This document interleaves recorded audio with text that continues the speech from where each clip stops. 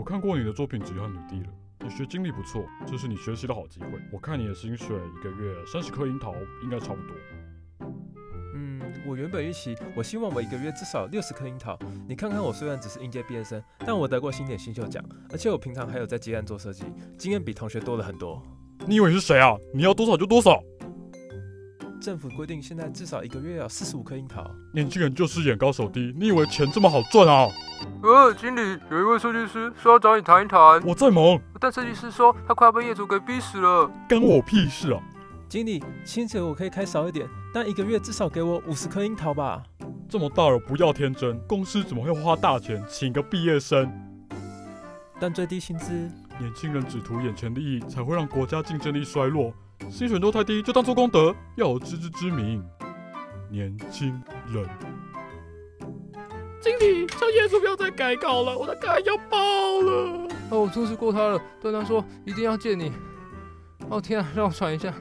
朋友，花钱就是老大，业主说的照做就对了。我知道，但对方只给我70的低配的小图，甚至要我把一个人劈成全家福。这很简单吧？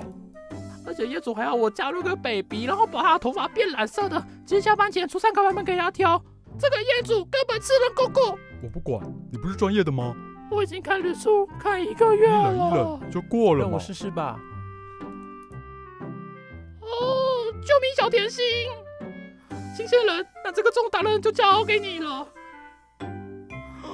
天哪，给我你的 mail， 等下我就把原始档全都传给你。看来问题解决了，你先回去工作吧。谢谢经理大恩大德。很懂得谄媚嘛。经理，我只是不要以为这样做我就会把薪水调高，薪水调整也只是一个按钮时间而已。说真的，你要做的东西，我用 Word 也做得出来。我以前也做过设计，要不是没时间，我也不会找你做。我听说这个 Freshman 不错哟。创意总监，你好啊！我在跟设计师说好，是前忘了写你名字啊，现在在身后，还有顺便洗洗新的设计师长怎么样？呵呵。我还没有决定要录取他。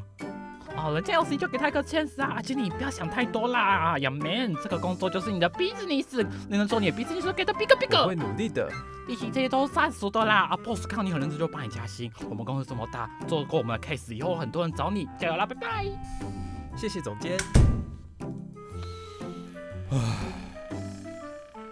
恭喜你，这份工作你录取了。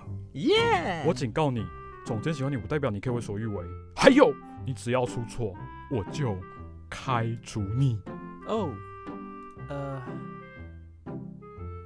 你放心，我接受。很好，年轻人，欢迎你加入黑暗设计界。